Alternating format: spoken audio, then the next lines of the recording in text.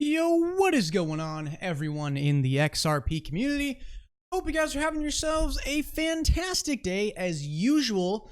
And wow, as you guys can tell by the title, I have a fantastic piece of information for you guys today.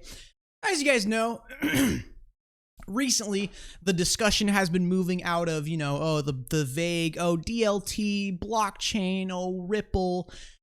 The discussion is moving out of that and into the assets that actually operate on those blockchains. And as you guys know, with the recent video clips of conferences, interviews, etc., it's a lot less discussion about Ripple and more discussion about XRP. So today, oh my God, I have a behemoth, an absolute behemoth of information for you guys today. It's actually one piece of info, but I'm telling you guys are going to love this one piece of information. Now, before we get into this, two things. First, do you guys remember and do you guys recall me saying that one of the biggest benefits, I think, of the XRP Ledger in terms of, big central bank authorities, because Ripple works with 50 of them, is that the XRP Ledger can issue its own assets. And anybody can come on the XRP Ledger and issue a currency on there that reflects a real world asset, and they can move that currency that was issued, which is called an IOU.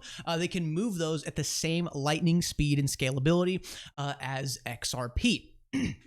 And the example I used when I talked about, hey, that's I think what central banks are really going to love about this, because what other blockchain allows you to issue your own real world currency on there, and multiple and numerous amounts of them, but also at the same time to be able to move those currencies that reflect real world assets in lightning speed. So again, like what I talked about, the example I used was that, for example, the government adopts, they don't create. And the example that I used with the military, like, does the US government create the weapons that are used in our military? No, there are private companies that make them and the government adopts them. Same thing with blockchains. In my opinion, I don't think these central banks are going to make their own blockchain, because formulating and creating your own blockchain ecosystem is a lot of work, and just because you create one does not mean it's going to work out. So I feel that central banks, because it's very clear, central banks have said, like, we're issuing our own central bank digital currencies, which would essentially be in my opinion, like a digital version of the fiat currency that central bank is backed behind. Backed behind. We got that launch tomorrow. Hope that all that stuff goes good. But again, these central banks, they don't have to create their own blockchain. They can use a pre-existing open source technology like the XRP Ledger and issue their own assets on there at essentially no cost. So why create your own blockchain and create your own asset on that blockchain? How come you can't just use this open network like the XRP Ledger, where you can issue your own assets on a pre-existing network that's already there, already built? So again, governments adopt, they don't create. So, second thing I want to get into, a little bit of fluff, but real quick, I'm having a little bit of a problem. Again, I know you guys don't like fluff like at the beginning of videos and things like that, from what I've seen from other channels. But real quick, like no more than 25 seconds, my car, cold start, starts up right away. I mean, it starts up faster than the XRP Ledger. I mean, less than 3 to 4 seconds. It starts up instantly on a cold start. Now, when my vet was hot, it like struggles to start up a bit, and it's like, yeah, it starts up, but it's like it's struggling to start, and I'm thinking it's a leaking fuel injector. If you guys have any experience with that, please hit me in the DMs. I really need some help on that. Okay, so enough babbling. Let's go ahead and get right into it. So by the way, again, I was in the middle of recording this exact video, and my roommate calls me up and goes, "Look, dude, my car ain't starting. Oh my God, like I got to get to work." So I had to drive him over there. So yeah, let's go ahead and get right into it. Round 2, here we go. So XRP Darren, a high-tier XRP community researcher. He's right up there with, Jana One Trick, Bank XRP, XRP Center, etc. Steven Dieppe, just a really well-known researcher in the XRP community. Would definitely recommend to follow. And because I am using his information, I did decide to go ahead and give him a tip on Twitter. And what's really cool is, since he does do really good research, he now has like a Patreon page where you can go and pledge monthly, and you actually get access to his information earlier. And then if you are not a part of his Patreon, he releases the information like days later, but his little Patreon group does get this kind of info very early. So again, big thank you to him, and want to give him massive credit, because this is an absolute behemoth of a PDF. So let's get right into this PDF. So this is from as you guys can see, I already had it all zoomed in, all prepared, everything. I had that video almost done. Dang it. Anyways, so this PDF comes out. I don't know exactly when this came out. I don't want to make any assumptions either, but I think kind of the date on this is kind of irrelevant, just because the nature of the statement that we find, it's like a timeless statement. It's like, it doesn't really matter if this was 2016, 17, 18, or 19. It's just a very, very, very amazing statement, and I gotta share it with you guys. So this is from HSBC, major top 10 tier 1 bank. They are gigantic. There's even just to prove how massive they are. Well, one, Chris Larsen is on the board of directors for HSBC in the UK, I do believe. But he's on the board of directors for something HSBC.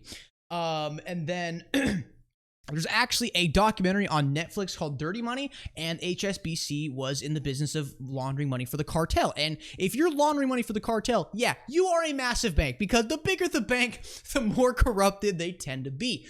So, massive bank. Chris Larsen is on the board of directors. They are a tier 1 bank when it comes to the correspondent banking system. They absolutely dominate in the correspondent banking network.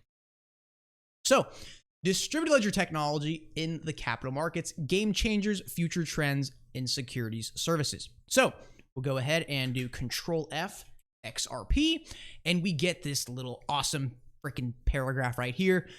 Oh God, it's awesome. Okay, so let's read this. Payments.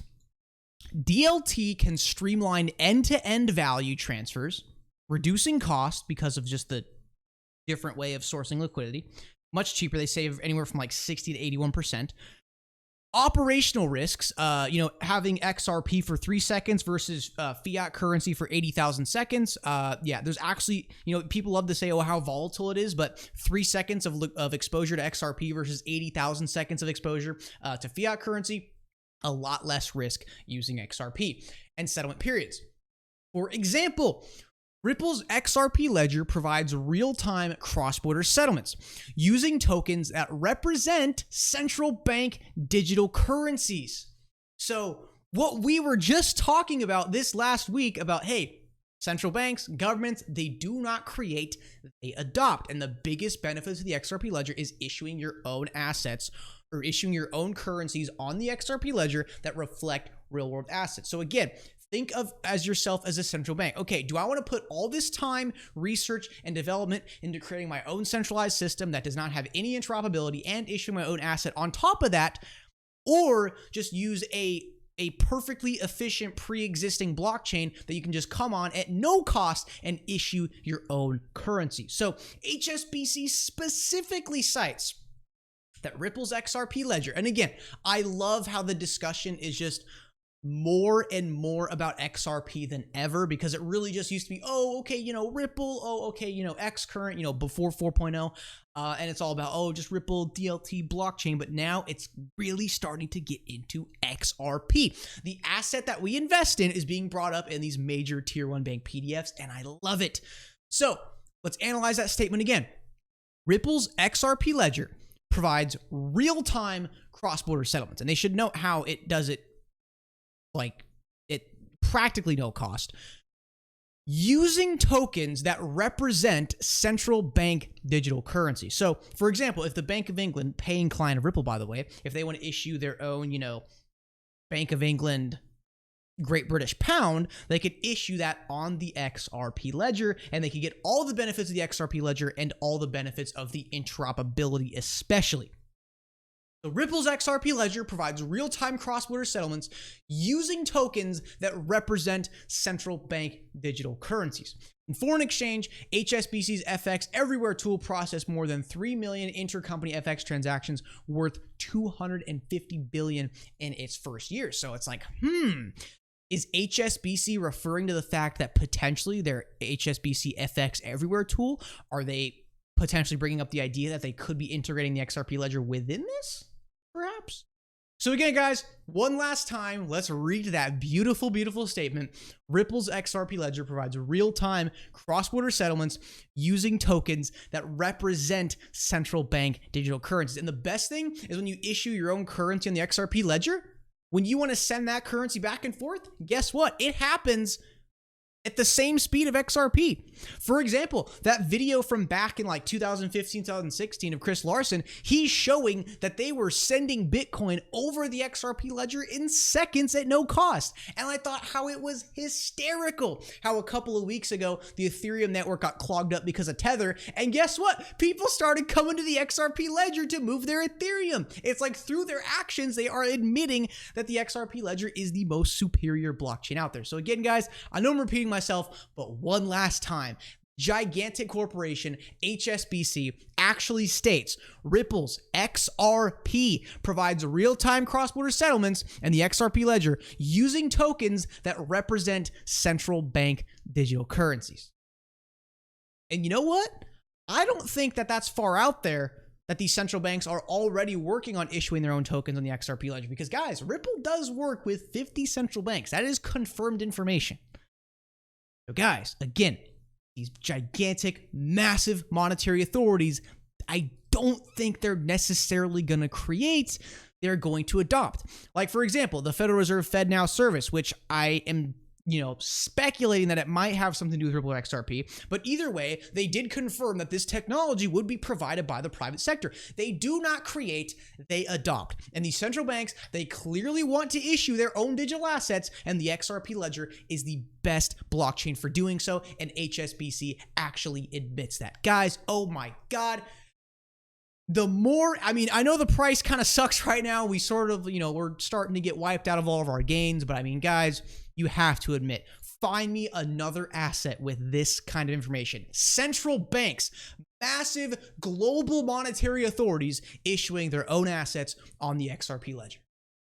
And what's funny is over the last week during the streams, we were talking about this, that is one of the biggest benefits and the biggest incentives for central banks to use it, is because they can issue their own assets on a pre-existing blockchain at no cost and get the same benefits and speed and scalability as XRP.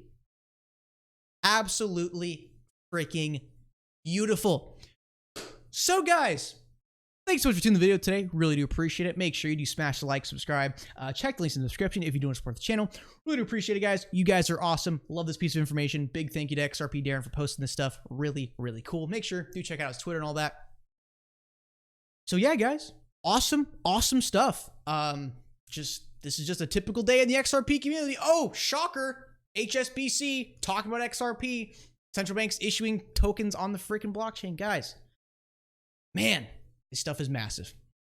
All right, so again, I want to say this one last time. My car, man, cold starts up faster than the XRP ledger. Kid you not.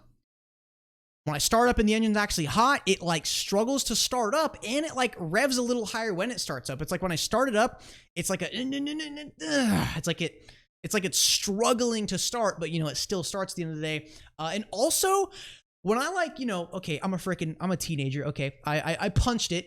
I punched it. It went full throttle, and it's like 40% of the time that I do punch it, when I get to the high revs, it does backfire, and the revs start bouncing. Now I don't know if that's the rev limiter taking place or if that's a misfire happening. But again, I'm reading that the reason why when you start it hot and it struggles to start up, that it could be a leaking fuel injector. So again, if you guys have any experience with a struggling hot start, please, send me a direct message or send me an email or something, because man, I don't the sound it makes, it's not the greatest sound ever. And yeah, it's just, again, leaking fuel injector. And gosh dang it, on the Corvette, dude, replacing anything is a huge pain in my ass. But oh God, I hope it's not a leaking fuel injector. But if you guys have any other knowledge about that, please make sure do message me. All right, guys, thanks so much for watching the video today. You guys are awesome, and I'll see you guys in the next one.